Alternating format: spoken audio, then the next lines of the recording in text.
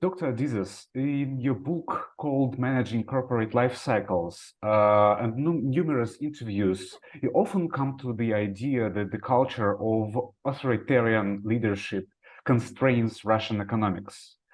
Does the impact of the authoritarian culture really slows down the economic growth? And if yes, does this model affect Asian countries such as China, that shows incredible economic growth rates, or South Korea or Japan? Very good question. As a matter of fact, I did not think about it, so now you make me think about it. Very good. I think, by the way, this is such a good question, I will have to think about it more. So right now I'm shooting from the hip. Well, the difference is that you have two different items to look at, two different variables. One variable is style, authoritarian style of a leader. The other one is authoritarian culture of the organization. And they are two different things. And let me explain that. In Russia, you have both authoritarian culture and authoritarian leadership together. What do I mean by authoritarian culture, leadership? It's very clear. My way or no or highway. That's authoritarian leadership. What is authoritarian culture? Maybe I will describe to you this example, and that will make a point to you.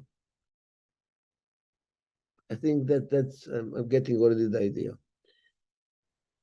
I was lecturing at the Russian Academy of Economics, and I was using an overhead projector.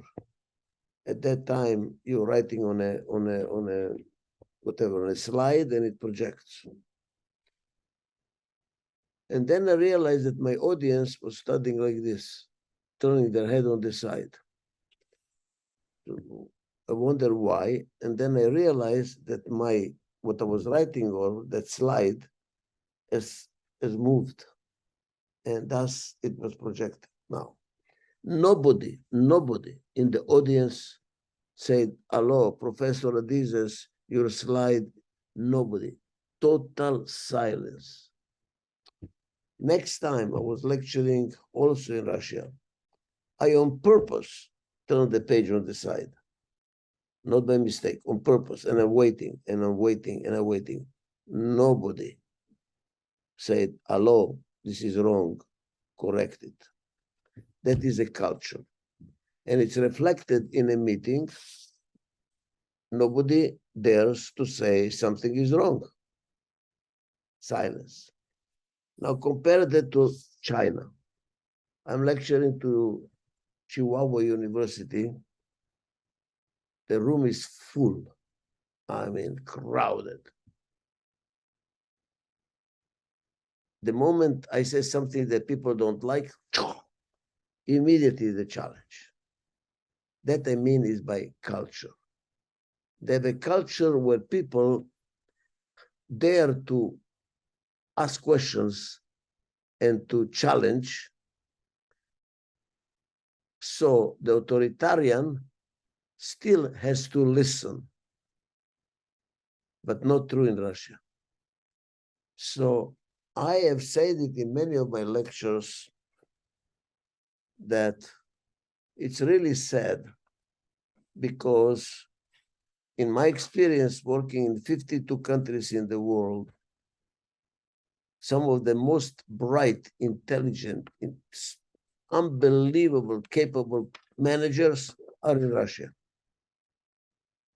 Very well educated, smart. Oh my God, one-on-one, unbelievable.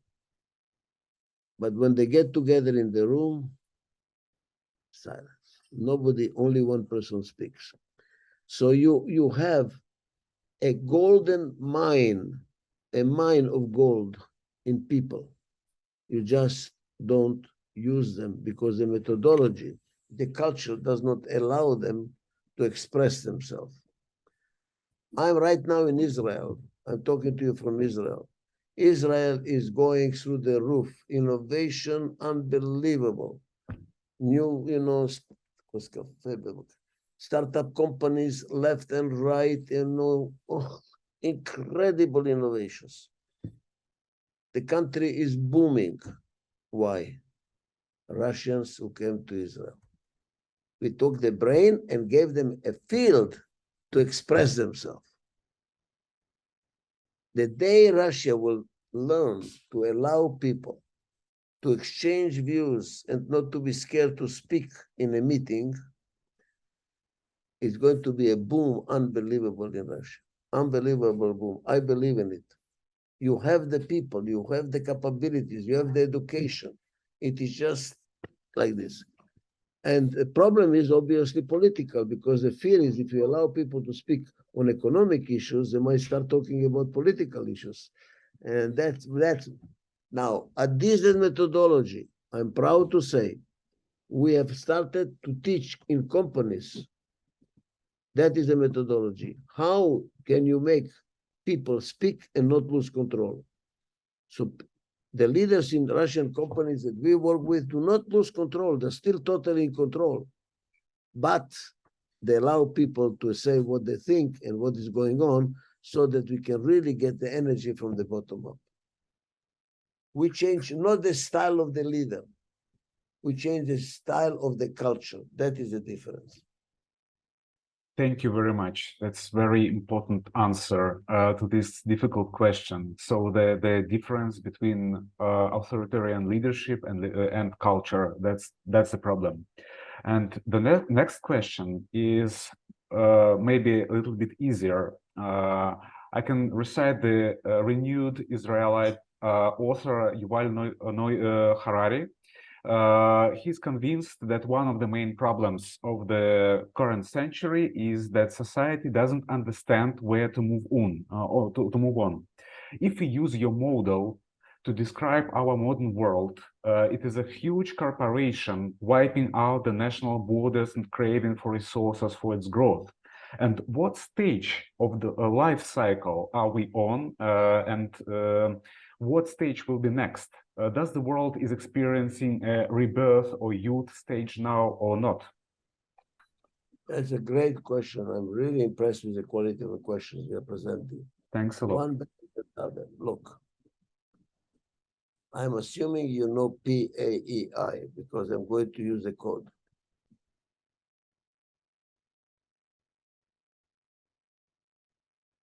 If you look at the development of humanity from the time we were chimpanzees till today, you realize the following life cycle.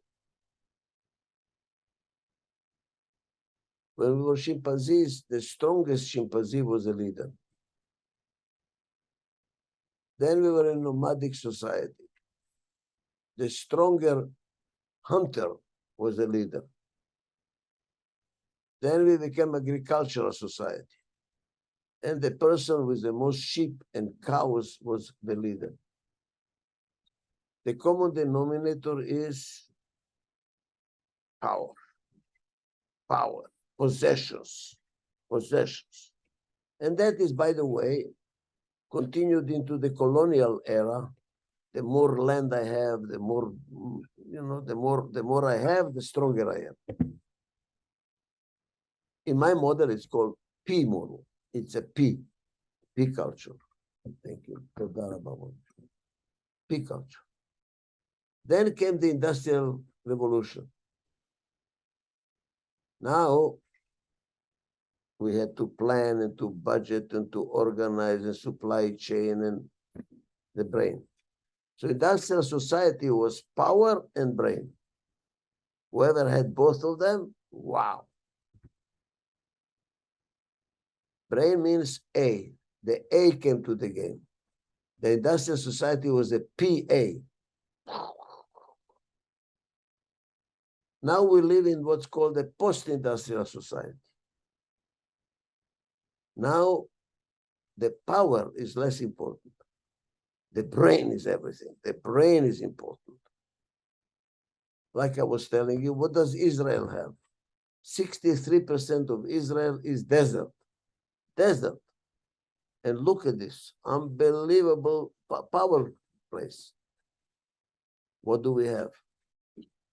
Brain. Look at the most successful, most richest companies in the world. Uber doesn't have one taxi. They have a computer information. Airbnb, the biggest hotel in the world. They don't have one hotel. Computer information. What is Google strong in? Information. What is Amazon strong in? Information. So we live in the information society, all brain. You can delegate the power.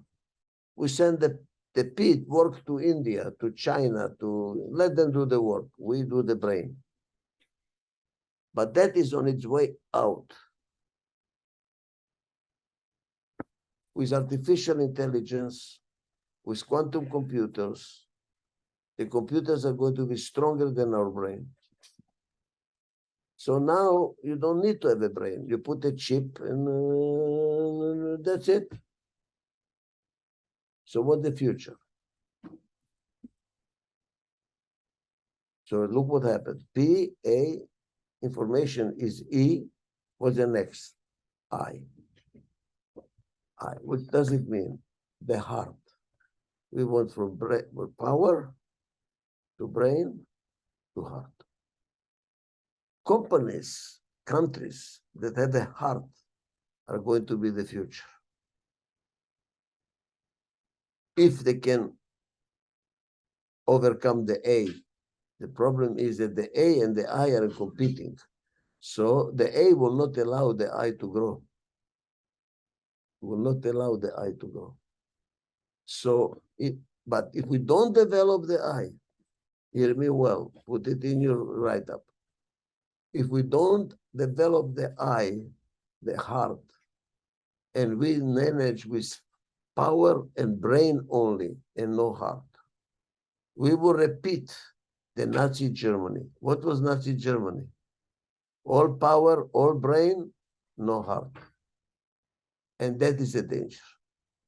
We have nuclear bombs now. We have so many rules, and we have enough armaments to destroy the world. If we don't put the heart to game, we are going to destroy ourselves. So what is the future of mankind? I don't know. We are on the intersection.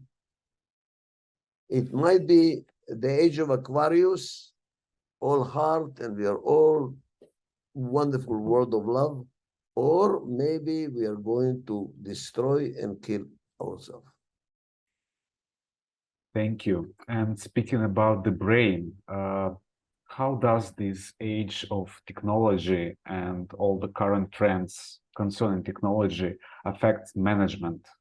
What we have to do to make our management better? Speaking about this paradigm shift you're speaking about.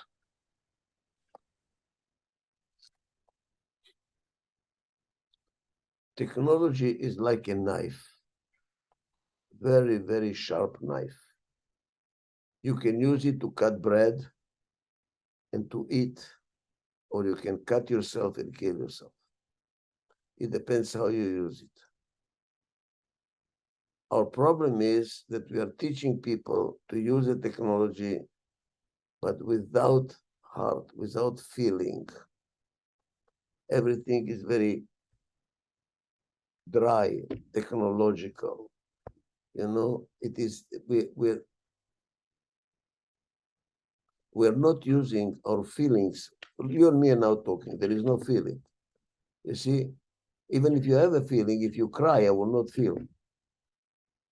You know, it's like a movie. You see a movie, I have a cup of coffee. You are crying and I'm having a cup of coffee. So what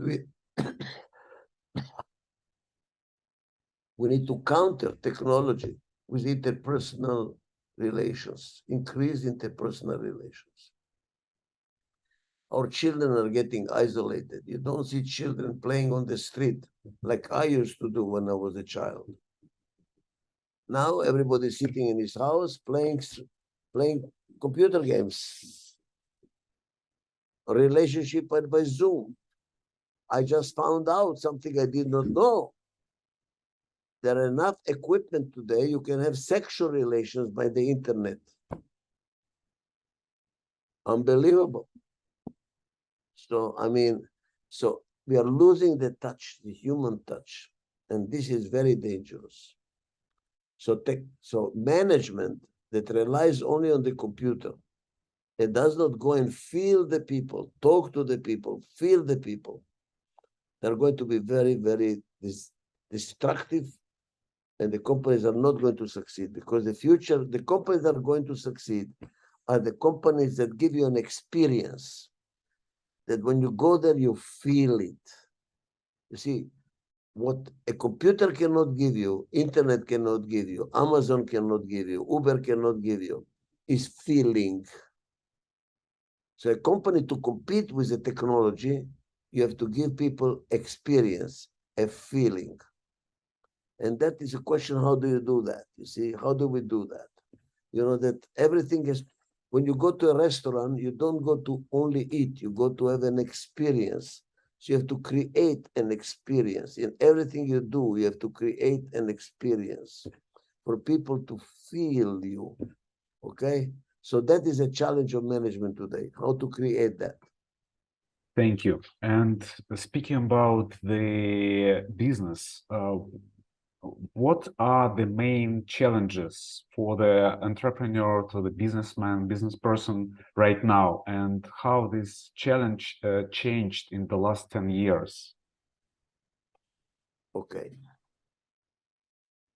Change has been here forever. However, it is accelerating faster and faster and faster and faster. And the last 10 years, even more faster. Why? With the corona, with the, with everything, it is impossible to recognize what's going on. So the challenge to management today, and in the future even more, is how to handle change. And that is why this methodology is so popular, because we have a methodology to give tools to managers, to leaders, how to manage change continuously. Usually, they don't do it continuously. They go to a consultant, the consultant makes a change and disappears. The change is not continuous. It's like doing exercising once a month. You do exercise and that's it. Now then you wait till the next month. No, no, no, no, no. It has to be continuous. And that is a challenge to management, to be willing to be continuously changing, continuously. And they have to develop a system for that. They have to develop a culture that allows that to happen. Because people are scared, constantly changing. How much? Enough, stop. You have to create a culture when change is normal. Oh, we're changing again. So no problem. Another one. Okay, no problem. It's a total paradigm shift in way of people thinking. Thank you. Thank you very much. And now I'm going to ask you the questions that your readers in Russia sent to us, to the Alpina Publisher, and asked us to transfer it to you. The first question is about the skills of the future, and could you please the skills of the future, and what skills are most in demand now, and could you name them?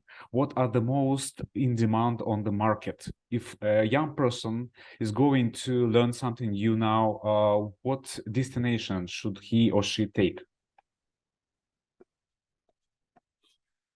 What I see today most in demand is computer literacy. You really have to understand how to work with a computer. This is in demand. If you are not good with computers, forget it. You're in trouble. And that explains why poverty is going to increase, because not everybody can learn the computer so well, from early age and be able to play with the computers. That also explains why we are getting older younger. You know, today, if you're 40 years old and you try to get a job, you might have difficulty finding a job. They're going to hire a 23-year-old. Why? Because they know the computers, they're faster. And when you're 40 years old. So we're getting older, younger. I found out now, for instance, in the cryptocurrency business, when you're 28, you're already old. You have to be 18 to understand what's going on. So the capability to learn and to change and to be really up to date with the technology is where the secret of success is today. But I believe that's not good enough. What people are ignoring is that what you know is very important, but not enough. What you are is very important. What the skills, it's not this, okay. Skills is computer literacy, but we have to go beyond skills. What kind of a person you are. What we should be looking for, and we are looking for, it's happening more and more and more, is for people that can work in a team. Why? Because problems are becoming more and more complicated. It's not a simple agricultural society, plant, harvest, sell, and finish. It's not. It's becoming very complicated. Everything is becoming more and more complicated. Because it's becoming complicated, you have to work with other people. So if you're not capable of working with other people, if you're not open-minded, if you don't listen, if you don't have mutual trust and respect, you're out. So what kind of people do we need today? Knowledgeable with technology, but also they have a personality, a style of team players, people that command and grant respect and trust. Thank you. And the next question, again from our readers, about the books. I don't know if you consider reading a book is an important skill today or not, but our readers ask you, what a good literature means to you, and could you name a list of books that defined your character and forged your life's principles? Books are in danger today. Publishing are in danger. They're going bankrupt. I was writing a new book now, and I was told no more than 100 pages and no more than one idea, because people don't have time to study too much.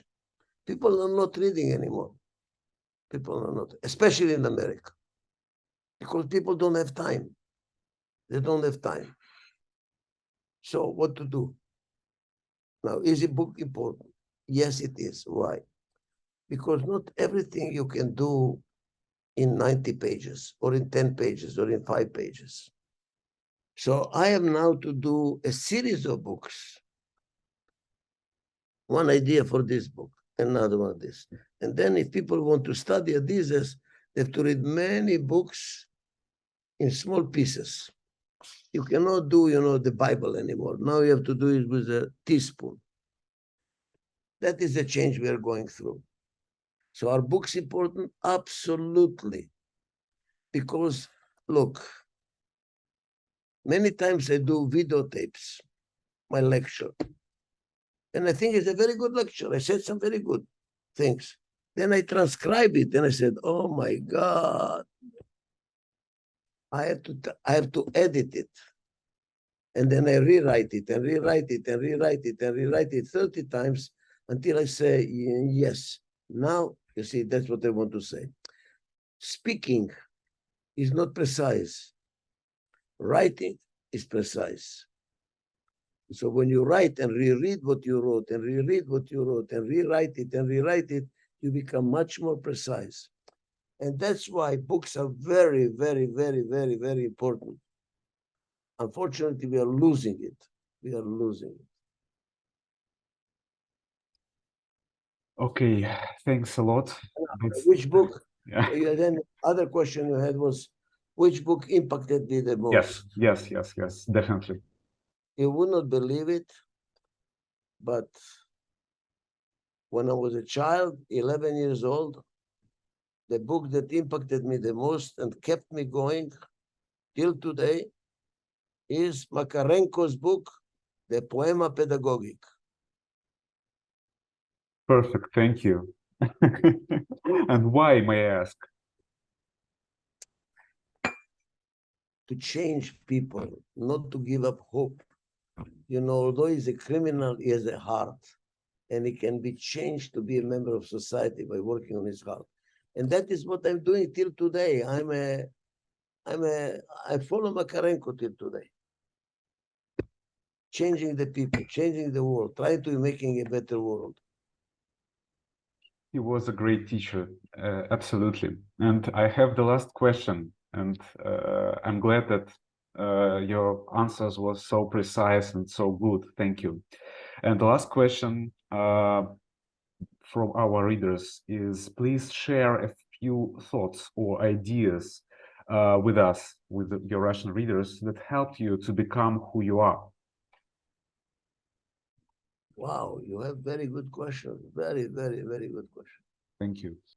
What I'm going to tell you is not what your readers expect, I'm pretty sure. Usually people expect to say, my determination and my dedication and my focus and never give up, you know. The truth of the matter, the truth. I'm a Holocaust survivor.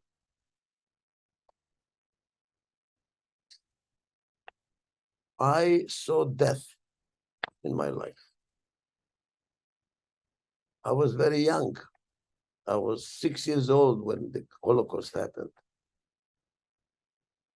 And when I was 7 years old, I was